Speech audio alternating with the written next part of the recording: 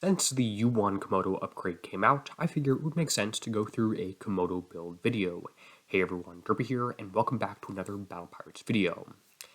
As always, all the different stuff I have, all my builds, are on my builds document shown on screen here, which is also linked in the YouTube description. Go ahead, check that out, load in the hash codes, you take those codes, you paste them on the share icon in the shipyard, and you can see all the different things that I've been working with. Enough of that, let's go ahead and jump directly into the build. So the U1 Komodo upgrade is coming out in Bounty, which is next week. Nothing incredibly exciting that this adds. It will be very helpful and PvP will be tuned around it. It will give you armor points, more corrosive deflection, which is really good for dealing with warlords, a little bit of other buffs, and a U1 weapon, the distortion missile overload, as well as a aura that will help reduce turn speed of attacking ships. And as far as I know, tactical field resistance should work against that, which will be interesting. In other news, the base Komodo stats are clearly favoring a penetrative hull, have decent overall deflections, and are an average speed ship. The really interesting thing is that it does have a cold-blooded missile, which has a massive range, 320, although the minimum range is fairly large at 120, and this thing essentially does 6 million damage to a bunch of stuff, to a bunch of ships, and you can't really do anything to affect that too much other than, of course, just increasing the missile penetrative damage. There's also a targeting system which isn't used for damage, so don't really worry about that one too much. In short, you want to make this hull a really high damage missile ship.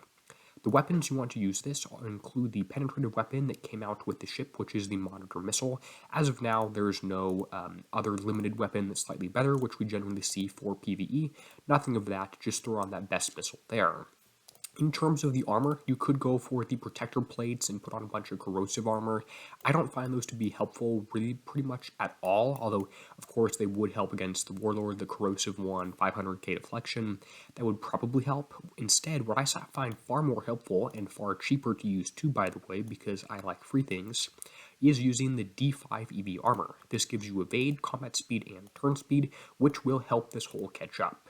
Once the thing is released from behind the gates, which they do by killing it, if you have the correct engine on, or rather not the wrong set of engines on, it will get released, charge around, and do massive damage to everything in its wake, is the whole idea of this thing. Some people are building them as stationary ones and putting on the stalwart engine or a sync drive. I don't really like that, and I'll tell you why. It's because these short-range missiles do such massive damage. By the way, I've got some of the different videos of me hitting some player bases with Komodos up in the background. Notice how that long-range missile does hurt a fair bit, but once you get in range, the Confessor and all my other ships just get absolutely obliterated. Even you'll see later on video, a U1 infiltrator with max evade build gets completely decimated by these things once they actually get in range. Now, in terms of the actual little special you want to go with for the engine, a lot of people have been going with the stalwart engine. I don't like this because it stops you from moving. I want this thing to move. I want it to be released. By the way, patrol range, none of that's going to work on this one at all, so don't even worry about that one. It's going to move, and you want it to move quickly to catch up with things and actually do damage, so you can't run away from that one. I did have a few battles where my ships were able to outrun these things, which worked out pretty well. The absolute best engine for this is going to be the turbocharged engine M. This gives you evade, penetrative damage, and 110 combat speed. If you don't have this because it's limited, the assault engine is a pretty good backup. You'll notice that the penetrative damage boost, which is the important thing, is the exact same, although the combat speed is much lower. I definitely really want to have the high combat speed, so if you can use the turbocharged engine M, definitely do it. If not, no worries. Now, every other special I put on this hull is going to be for boosting damage. You could throw on an evade one if you'd like. I don't like that. Damage is so important in PvP. Adding 10% damage to your ship can actually double the amount of damage you're doing because of deflections. It's really important. One of the first specials I'll throw on is the Assault Battery MKCOM. This gives you 25% penetrative damage. I don't believe there are any other batteries that do something a little bit close. Regardless, 25% damage is great. Obviously, the building damage, all that stuff, is useless.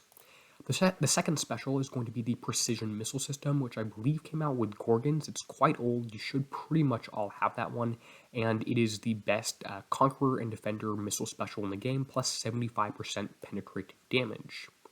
The fourth special here is actually going to be one that I got wrong. I tried to use guided missile system because I liked accuracy, but what you really want to use is the advanced optical tracking, because the plus 30% or plus 25% projectile speed actually applies to your built-in missile, which is dumbfire, leaves a big red ring on the map as a sort of symbol of that. It's not DOT or anything, but projectile speed does affect that, so boosting it with projectile speed is really, really important, even over 1% better accuracy from, say, guided missile system.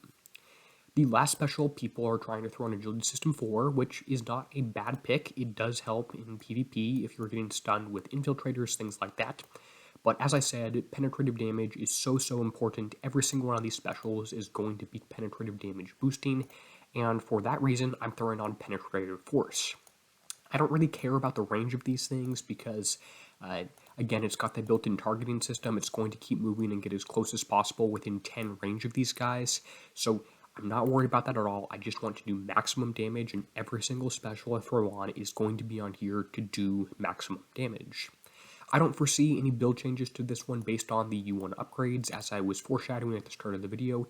It is somewhat helpful. It does give you an aura cap, duplicate aura cap of 2 here, so having more than 2 ships in the same exact spot isn't going to help, although of course having 3 in the base will help if one of them dies, or they're spread out, or something else like that one. U1 upgrades are not out yet, although they'll be on bounty, and they look like they should help.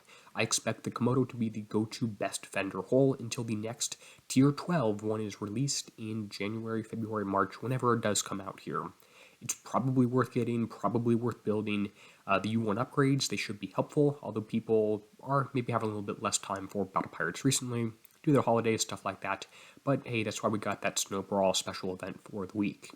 In any case, the build code is going to be in the YouTube description, or it's going to be in the builds document linked in the YouTube description. If you're watching this on Facebook, Kixeye, Discord, wherever, you can go ahead and load that up.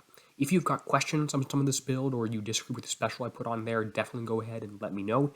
If your suggestions are better than mine, I'll update my builds document to include the best build out there. And for the build, you just go ahead and click share, Command V, Control V, paste that into this one, click load, and that's how you load up the build. I have had a few comments on that one. With that said, I want to go ahead and say thank you to those whose folks appear on screen now. These are channel members who are directly supporting the channel, and that keeps videos exactly like this one possible. I put all their names in my video descriptions at the very end here, and definitely try and respond to comments as best I can. I'm going to help someone out with the base layout a little bit later. With that said, and until next time, this is going to be Derpy signing out, helping you be a better pirate.